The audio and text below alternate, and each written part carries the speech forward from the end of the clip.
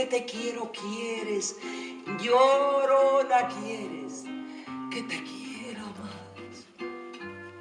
Sí, porque te quiero quieres, llorona quieres que te quiera más. Si ya te he dado la vida, llorona, ¿qué más quieres? ¿Quieres más? Some good questions and comments and thoughts that we can share. I first thank you so much. I sent you out in the hall that I was able to see this at Sheffield, and it had a great impact on me. So I'm so honored to be able to sit here with you right now. Thank you. It's a great tribute to the late Chavela, and wonderful to bring her music and her legacy to a wider audience through the film. And I just wanted to ask you maybe if you wanted to start off by telling us your first encounter. I don't think you were...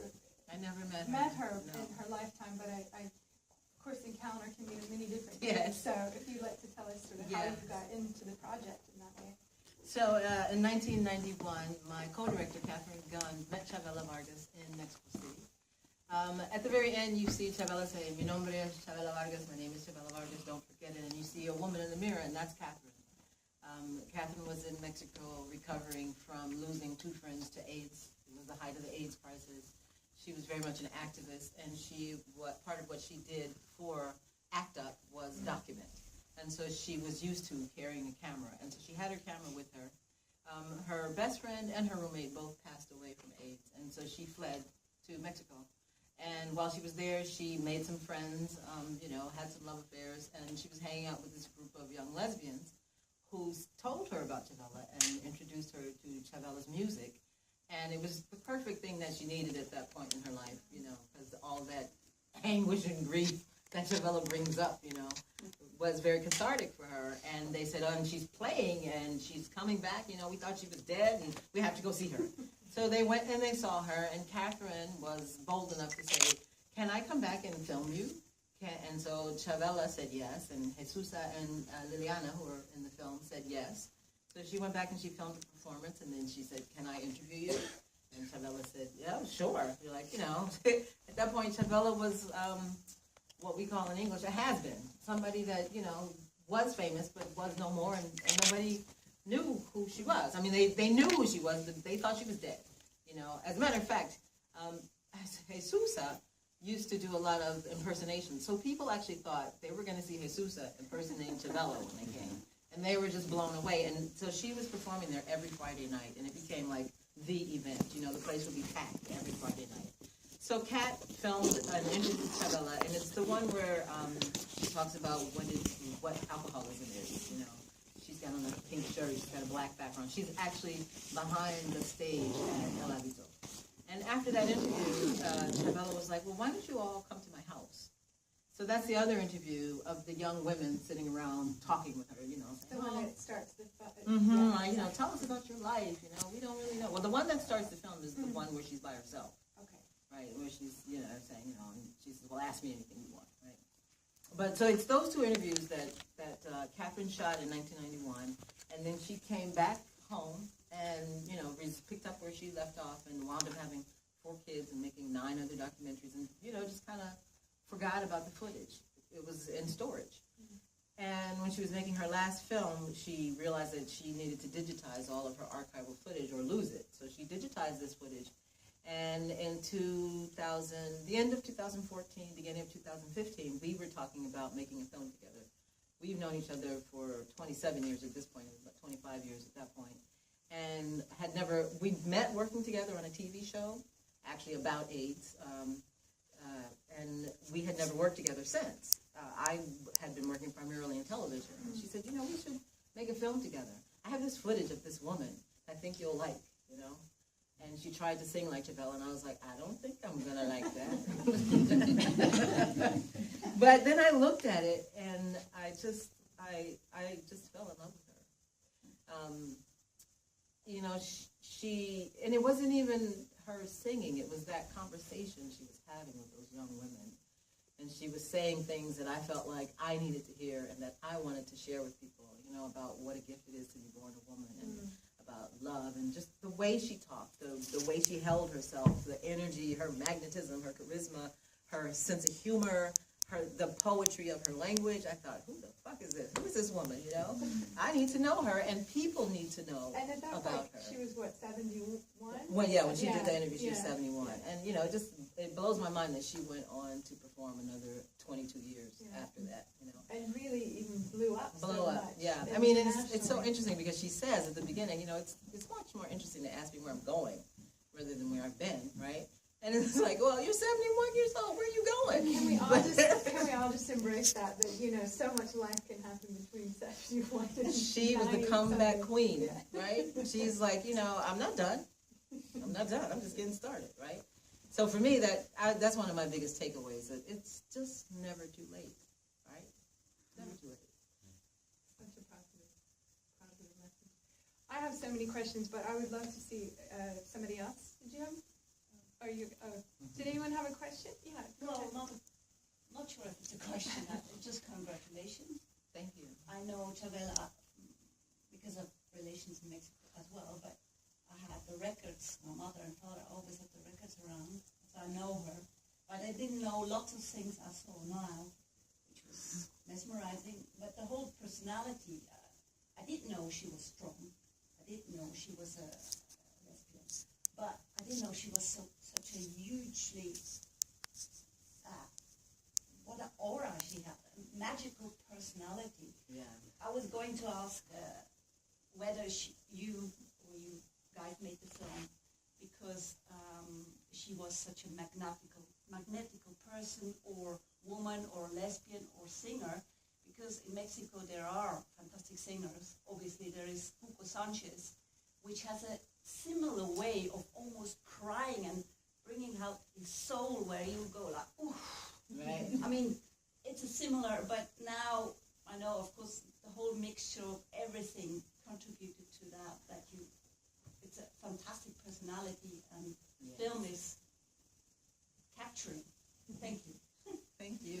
Thank you.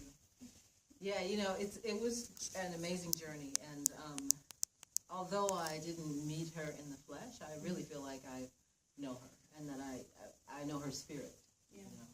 Because it felt like she was with us during the process of making the film, and that she was guiding us, and that she was whispering in people's ears, saying, yes, say yes, you want to do this film, say yes, you know, and making things happen that wouldn't. And we did the film in 2 years. We started in February of 2015. We were done in January of 2017. That's like, In the documentary filmmaking, it's, yeah, like they say in Mexico, echa la mocha. It was crazy. And a lot of things were magical, you know. One of the things I wish we could have talked about more in the film was her shamanism and the magical aspects of her personality and her abilities, you know. Like, so many people told us these amazing stories of things that Chavela accomplished. And just like one was a woman, a friend of hers, she was with 2 friends, and one of them thought she had cancer. And Chavela said, oh, that's not cancer. That's a ball of something, like fibers and hairs. And the woman was like, yeah, whatever. And then she went to the doctor, and the doctor said, oh, no, it's a ball of fibers and hairs. Right? Or even Alicia Elena, who's the one who says, oh, yeah, the shamans didn't make her stop drinking. I made her stop drinking, right? And then she says, but Chavela really was magical, and she used to make marbles fall from the sky for my son. We're like, what? Marbles? Really? Isn't there a little story? Maybe I heard you say it or read about it in an interview somewhere. There was a story about, was there a key or something that she brought back from the mountains? Yes. So when in the shaman sort of theme. Yes. Diana Ortega, who was her drinking buddy at a certain point, and about whom the song Maria Tepozteca, which is, Chavela only wrote 2 songs, and one of them was this really risque song called Maria Tepozteca, where she talks about the woman's breasts and how, like, you know, the night was great, but if we're together, it's going to be my night. She was hot. But so Diana tells this story of how when Chavela came back from going to the shamans who helped her stop drinking, she had 2 keys. And she said, these keys will change the future. These keys will open all the doors. These keys, life will not be the same if you use this key. And she gave one to her, and she kept one. And Diana lost her key. But Chavela did not. Clearly she did not lose her Right. key. Chavela did not lose her key. So, you know, she turned it and stepped through, and boom, whole new world, right? Okay. Does anybody have? Yeah. So this relates to what you just said, but so did you actually sort of hear the voice when you were choosing what footage to take? Like, as it was some kind of intuition in the form of her whispering voice, like, take this? No, you know, it was more like at a certain point, we just kind of felt like we knew what she would want. We just, you know, we decided very early on that we wanted Chavela to tell her own story with the help of her friends, right? So we wanted to interview people who knew her intimately, who were people who were close to her, not sort of like talking heads that would talk about the music and what it meant, you know, more like the people who grew up with her, like Jose Alfredo Jimenez's son, right, who was a kid and used to call her auntie, you know, or Jesus, you know, people who were there when these moments happened and could give us another layer, right? But we wanted Chavela to be the guide. We wanted her voice to tell you her story, right, in her way. Because one thing that I'll say about Chavela is she was, if you're going to be polite, you would say she was a great raconteur. She was a great storyteller, right? And another word for it is she was a liar. She lied. She embellished greatly. You could literally read 2 articles, and in one of them she would say, "Oh, I stayed with Frida Kahlo and Diego Rivera for 5 months." And then in another it'd be 5 years. And then another would be 2 weeks. I'm not kidding. So, you know, we had to very quickly realize that this wasn't going to be a movie about the dates and the facts and the figures and exactly when things happen. It wasn't about that, right? Because Chavela would be like, do you want a good story or do you want to know the day it happened? Because I don't remember the day it happened. But I can tell you what happened, right? So we quickly decided that it wasn't, we didn't care whether it was 2 weeks, a month, a year, 5 years, 2 days. It didn't matter, right?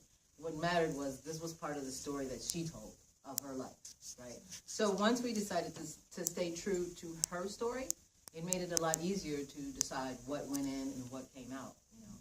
I mean, we did take some liberties with, you know, the thing with the shamanism, and because it was like, okay, here's like what I mean about Chavela. We didn't find Alicia Elena, Nina, until, so we finished the film at the end of January. It premiered in Berlin on February 7th. We found Alicia in November of the previous year. We were rushing to finish the film by the end of December when we found out that she was Chavela's lover. We knew she was her lawyer. And we had been looking for one of Chavela's lovers from the moment we decided to make the film, because we knew that that would give us another layer, really, you know, intimate understanding of her. And it was really important. But Chavela was discreet for many reasons. Some of which was that, you know, she was famous for sleeping with other people's wives, right? And you don't talk about that, right? You're not going to name names if you're sneaking around, especially because if you do name names, then you can't keep sneaking around, right? You're not discreet. Right. So there was that. And then, I mean, people just didn't talk about it. Her friends were fiercely loyal. So if she didn't talk about it, they weren't going to talk about it, you know? So even though we would ask people, and I even asked a friend of mine. I was an exchange student in Mexico in high school, and I've stayed in contact with the people that I met there. So one of my friends knows Alicia Elena, and I specifically asked her, do you know anybody who was lovers with Chavela? And she said no. So afterwards, when we found out that Alicia Elena was, and Alicia was like, oh, by the way, Rosario and I are really close. I was like, you know, and she's like, well, I was trying to protect her, you know. I didn't know if she wanted to do it. And Alicia's, so I asked Alicia, I'm like, so how come you've never been in any other documentaries about Chavela? Nobody ever asked me.